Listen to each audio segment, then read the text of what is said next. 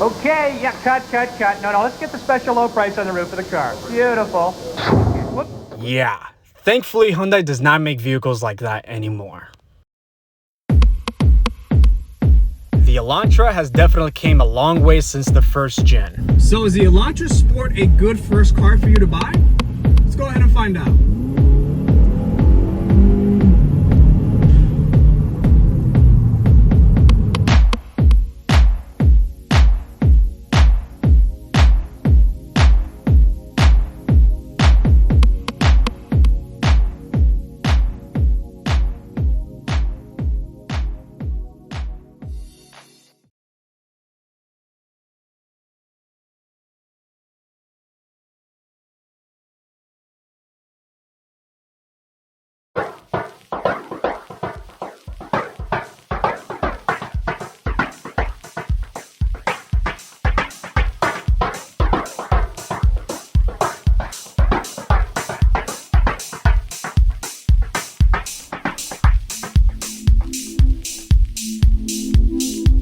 Hyundai back then was not known as a good brand whatsoever. If anything, it was probably one of those brands that everyone would recommend never to buy. And whenever they first came out with any performance vehicles such as the Genesis, they were recognized as something decent but an odd company. They didn't really have a nice interior. The cars looked alright. It was something that it was mediocre, if anything, if I'll be honest. So whenever they came out with more performance variants such as the Stinger, which yes, I know it's Kia, but Hyundai and Kia, they own each other basically.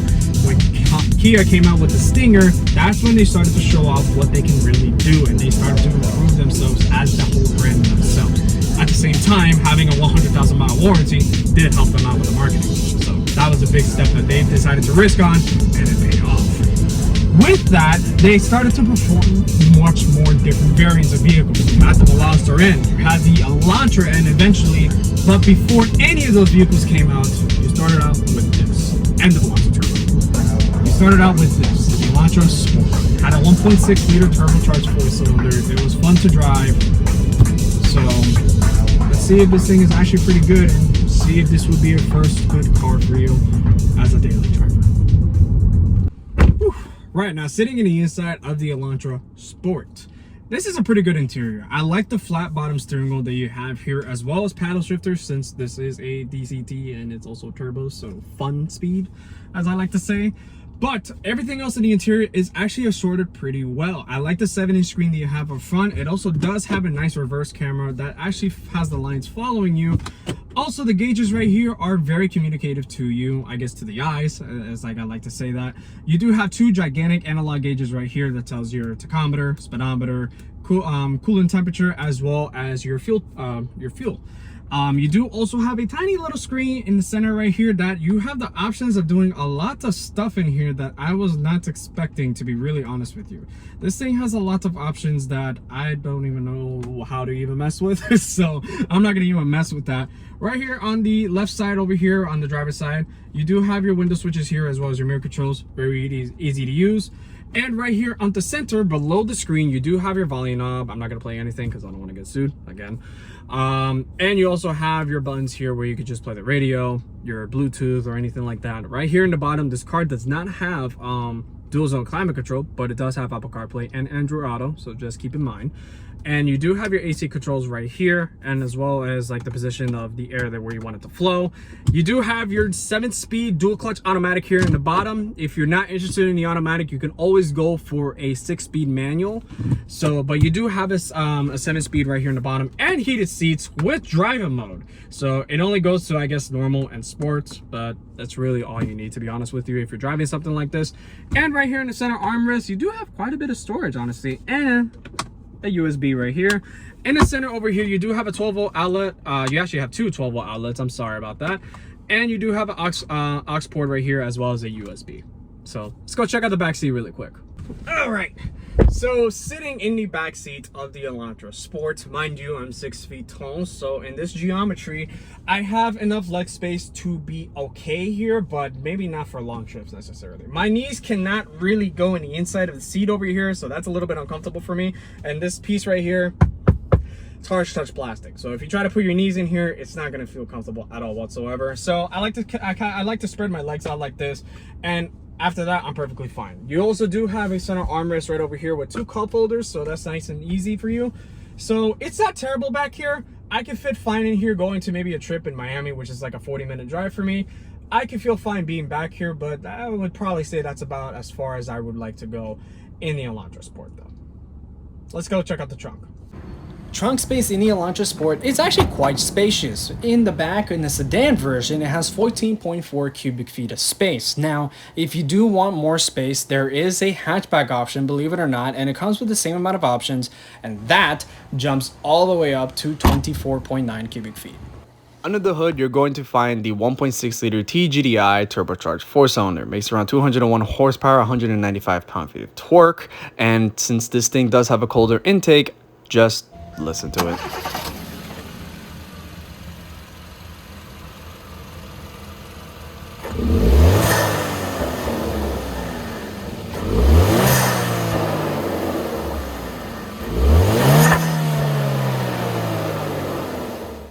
Alright, so it has 201 horsepower stock. This one does have a colder intake, so I would assume it maybe has a little more power on it. Maybe like 210. So let's do a little run.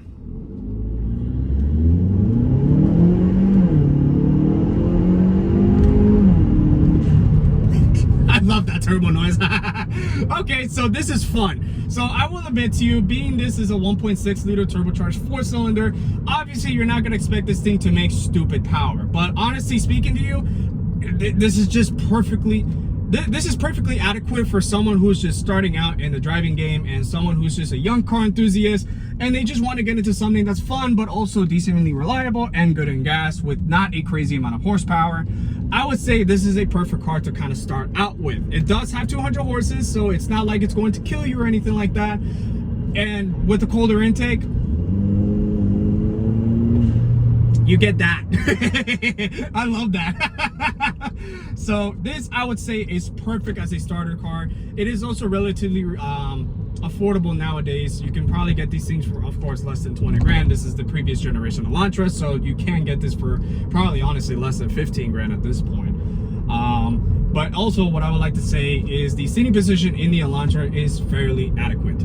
I do not mind the seating position in this car. I sit nice and low. This is manual adjusting seats, so it's not like it's a deal breaker, honestly, for me. Once you adjust the seat, you can basically call it a day. What I will also say though, in normal mode, the steering is pretty light. It's sharp, but it's extremely numb. So you don't get really much feedback during the road or anything like that, but it does communicate fairly well. Just it feels very simulated. If that's the perfect way I could describe it, it feels extremely simulated. Let's try sport mode. Let's just see how the steering wheel is. Okay, so it does wake up a little bit more. The throttle's a little bit more sensitive. Let's see how the steering wheel is. Same thing. It's honestly just the same feeling as normal mode. It's a little sharper, I guess you could say, a little heavier. That's the most that I could describe this, but other than that, it's not really something you're going to be like riding down at home. So it's not the best steering in my opinion, but to be honest with you, you kind of don't really need necessarily something like this all the time. So let's put it back into normal mode. What I do like about this Elantra though is that it does have heated seats. That's something that is pretty nice to have, and it also does have a sunroof, so you actually get decent lighting inside the Elantra as you're kind of driving around, or if you want to just open it, you're more than happy to do that. So with the 7-inch screen right here up at the front, decent speakers inside the car, semi-stiff suspension. Honestly, this is not a terrible car. This is not a terrible car, and given the fact that this is 26 miles a gallon in the city and 33 on the highway, perfectly adequate, honestly. And I would assume this takes regular fuel. You can put premium on it. It may be a little bit better, but I don't think Hyundai, I will put it in the bottom over here, is saying if Hyundai requires to put premium fuel in these. I know the Elantra N, which is the newer generation Elantra that has like 270 horsepower, that does require premium. I believe these little turbos, they don't necessarily require premium. So, and if you want to just decide you want to just shift your own gears for a little bit amount of time, you could put this in manual mode, and this DCT is pretty responsive.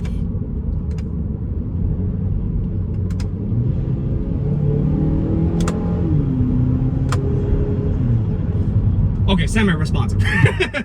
It's semi-responsive, but it's responsive enough for you to kind of react and to have a little bit of fun in. I'll be honest with you, this is a pretty good toy to have, and I kind of, while driving this car, I've actually had a lot of fun with this thing. It's a great daily driver that has a lot of practicality with it. The back seat room has enough space for you to fit another 6-foot person behind me, and me given the fact that I am 6 feet tall, so it does fit very well, and there's a lot of space in the trunk, and the 4-cylinder, it's okay.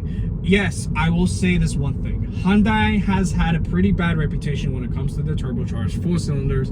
I'll be honest with you, they do burn oil. But that's mostly in the beginning of the years and, of course, recently. These 2018 Hyundai Elantras, they're not terrible. Okay, once the recalls and once everything gets sorted out with the vehicle, after the recalls, it's not a bad car.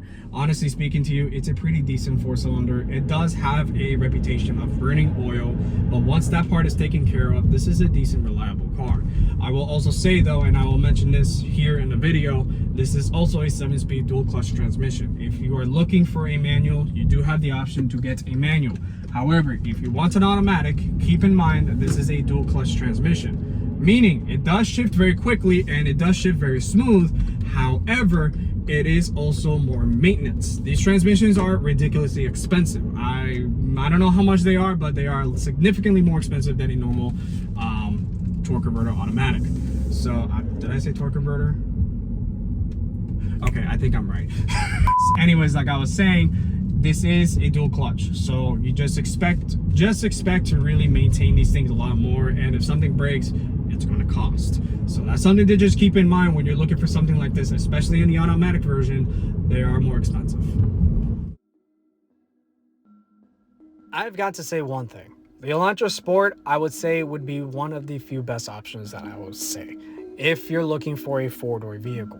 It does have decent power. It's not going to be crazy fast. It is also decently reliable. As long as you get all the recalls taken care of, and if you get a manual, you do have a pretty fun toy ahead of you. It is pretty comfortable as well on the inside. It does have decent space in the back seats, and the trunk is perfect for many. Give it a shot. Until next time.